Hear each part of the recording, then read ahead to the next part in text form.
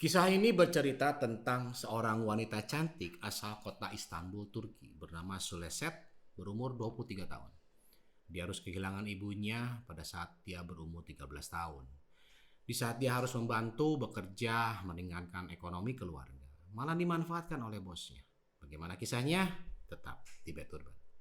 Halo Beders, masih bersama dengan Doni. Sebelum gue lanjut ceritanya, jangan lupa like and subscribe. Kalau kalian suka sama Beturban, klik juga loncengnya supaya kalian bisa mendapatkan update video cerita horor, misteri, dan konspirasi dunia.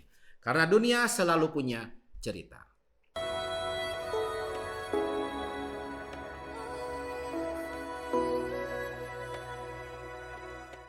Cerita kali ini berasal dari Istanbul, Turki.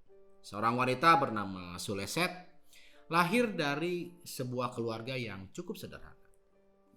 Pada umur yang ke-13, dia harus kehilangan ibunya karena ibunya ini sakit kanker perut. Suleset adalah gadis yang ceria dan kuat. Tanpa berkesedihan yang berlarut-larut, ia tetap melanjutkan kehidupannya. Sejak itu, ia hanya hidup dengan ayahnya dan kakaknya. Ayahnya bernama Ismail, berumur 64 tahun.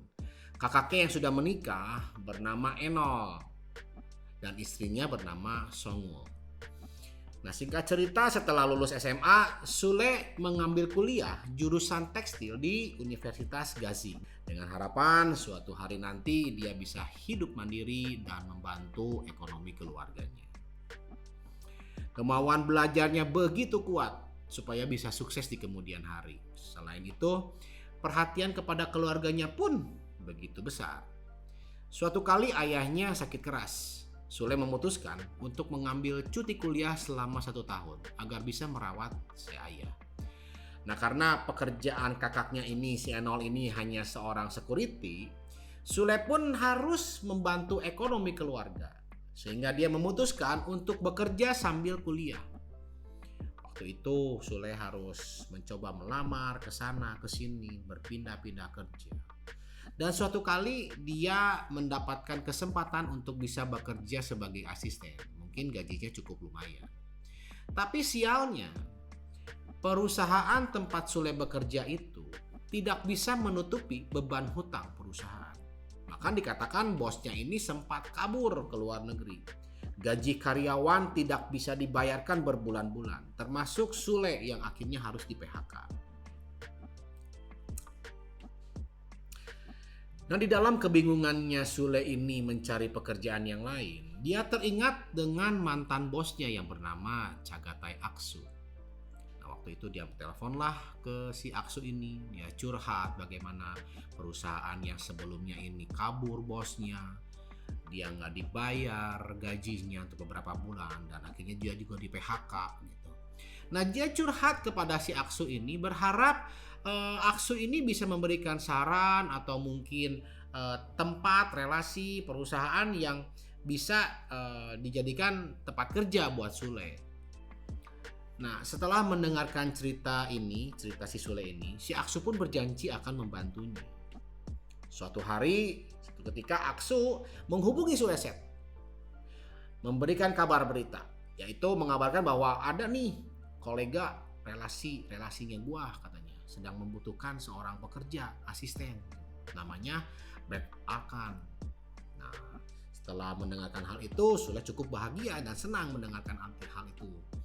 Nah, akhirnya pada tanggal 28 Mei 2018 mereka berjanji untuk bertemu. Aksu meminta Sule untuk datang supaya bisa bertemu dengan relasinya ini, si Arkan ini, untuk membicarakan lebih lanjut peluang kerja untuk Sule. Mereka makan bersama di sebuah restoran. Dan setelah makan malam itu, Aksu mengajak Sule dan Arkan untuk mampir ke kantornya di Plaza Yelken yang lantai 20. Nah, di saat mereka mungkin sedang berbincang-bincang entah sedang apa, tiba-tiba pada jam 3:50 pagi, petugas keamanan gedung Plaza dikagetkan oleh suara dentuman yang keras yang berasal dari teras lantai 1. Setelah dicek, ternyata Suleset ditemukan jatuh dari lantai ke-20. Petugas keamanan pada waktu itu akhirnya melaporkan ke polisi. Keesokan harinya, Eno, kakaknya Sule, dikabarkan oleh kepolisian Ankara bahwa Sule sudah meninggal. Lalu dengan segera Eno dan bapaknya ini, ayahnya ini Ismail, bergegaslah mereka pergi ke Ankara. Mereka menempuh perjalanan selama 6 jam. Dan setibanya di sana, mereka dikabarkan oleh kepolisian dengan mengatakan bahwa Sule meninggal karena bunuh diri. Eno dan ayahnya ini cukup dan sangat terkejut mendengarkan hal itu. Bagaimana mungkin seorang Sule bisa bunuh diri? Sepengetahuan mereka mengatakan bahwa Sule bukanlah orang yang gampang menyerah. Sule bukanlah orang yang gampang bunuh diri. Polisi pun sebetulnya merasakan ada kejanggalan di dalam kasus ini. Karena pada saat dilakukan olah TKP di tempat Sule menjatuhkan diri itu, Sule menjatuhkan diri itu dari sebuah jendela yang hanya bisa dibuka itu sekitar 30 derajat. Nah, kalau seandainya Sule menjatuhkan diri di sana, seharusnya ada sidik jari Sule. Namun polisi tidak menemukan sidik jari siapapun bersih. Kemungkinan menurut kepolisian adalah tempat itu atau mungkin jendela itu sudah dibersihkan oleh seseorang untuk menghapus jejak sidik jari. Dan kemungkinan dilakukan setelah Suleset menjatuhkan diri dari jendela tersebut. Nah, berdasarkan cerita dari keluarga dan teman-temannya Sule, polisi pun melakukan investigasi lebih mendalam lagi. Dari hasil itu diketahui pada jam 1:48 pagi, Sule ini sempat mengirimkan pesan kepada temannya. Isinya ini, Sule berkata, "Aku benar-benar tidak bisa pergi dari sini. Pria ini sangat terobsesi denganku. Dia tidak membiarkan aku pergi. Aku sungguh menyesal telah datang ke sini." Nah, tidak selang berapa lama juga Sule ini sempat meminta supaya temannya berpura-pura menelpon, meminta Sule untuk pulang. Dari penyelidikan polisi juga mengetahui bahwa pada saat kejadian atau hari itu, Aksu dan Arkan ini sempat memesan tiket pesawat. Mungkin paginya, setelah kejadian Sule jatuh dari lantai ke-20. Diduga oleh polisi, mereka ini hendak melarikan diri. Dan berdasarkan cerita dari petugas keamanan security di Plaza Yelken itu, Aksu dan Arkan hendak meninggalkan gedung pada pukul 4 pagi. 4:08 pagi lebih tepatnya. Waktu itu petugas security sempat bertanya kepada mereka tentang Sule, karena sepengetahuan mereka saat Aksu dan Arkan memasuki gedung itu bersama dengan seorang wanita yaitu Sule. Tapi kenapa saat mereka mau meninggalkan gedung, wanita itu atau Sule itu tidak terlihat? Nah, saat ditanya begitu, mereka itu berbohong dengan mengatakan bahwa Sule sudah pulang terlebih dahulu.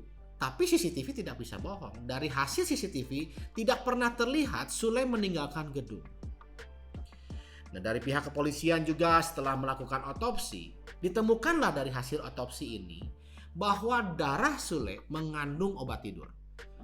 Dan ditemukan DNA Aksu dan Arkan ada di kuku jari Sule. Hasil otopsi juga menemukan ada beberapa luka lebam, luka memar di tubuhnya Sule. Diduga telah terjadi perlawanan dan pelecehan seksual yang dilakukan oleh Aksu dan Arkan terhadap Sule. Namun Aksu dan Arkan berusaha untuk meyakinkan kepolisian dan kejaksaan pada waktu itu bahwa mereka bilang Sule itu bunuh diri. Anehnya, jaksa yang pada waktu itu bertugas yang menangani kasus Sule ini percaya kepada mereka dan mengatakan bahwa kasus ini adalah kasus bunuh diri. Padahal hasil otopsi sudah jelas. Pada waktu itu keluarga dan masyarakat merasa keputusan jaksa ini tidak adil. Mereka akhirnya melakukan aksi unjuk rasa menuntut keadilan untuk Sule. Kasus ini pun sempat menyita perhatian dunia internasional. Dan tampaknya usaha yang dilakukan oleh keluarga dan beberapa aktivis perempuan membuahkan hasil. Tepatnya pada tanggal 3 Oktober 2018, jaksa penuntut umum yang bertugas itu dipecat dan digantikan oleh jaksa yang baru. Nah, jaksa yang baru ini menugaskan kepada kepolisian untuk melakukan investigasi dan membuka kembali kasus Sule.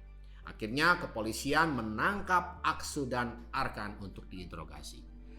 Pada saat diinterogasi, Aksu dan Arkan tetap bersikeras bahwa mereka tidak bersalah. Mereka mengatakan bahwa waktu itu Sule sedang depresi, Sule sedang kesulitan masalah keuangan, sampai akhirnya dia minum-minum, juga sampai dengan mabuk. Makanya pada saat dikatakan mereka telah memperkosanya, telah melecehkannya, mereka menyangkalnya dengan mengatakan bahwa karena Sule mabuk, jadi perbuatan itu, pelecehan itu sebetulnya tidak dilakukan dengan paksaan, namun dilakukan dengan atas dasar suka sama suka. Kalian percayakan hal itu? Berdasarkan cerita dan kekehnya mereka ini, jaksa yang baru bersikeras dan tidak mempercayai mereka. Setelah akhirnya melewati proses persidangan yang cukup lama, pada tanggal 4 Desember 2019, akhirnya Aksu dan Arkan dinyatakan bersalah atas dakwaan telah mengambil nyawa Sule Set. Aksu dijatuhi hukuman seumur hidup ditambah 12 tahun 6 bulan karena kasus pelecehan seksual dan penculikan. Sedangkan Arkan dijatuhi hukuman 18 tahun 6 bulan karena telah membantu Aksu dalam aksinya. Ismail atau ayah Sule berharap semoga kejadian ini tidak dialami atau menimpa kepada keluarga lain atau gadis lain. Kita doakan yang terbaik buat Ismail sekeluarga supaya mereka bisa melewatinya. Oke Beders, itu tadi kisah tragis yang dialami oleh Sule Set dari Istanbul. Nantikan terus Bet Urban, klik juga loncengnya supaya kalian tidak ketinggalan update video cerita horor, misteri, dan konspirasi dunia. Karena dunia akan selalu punya cerita. Ciao.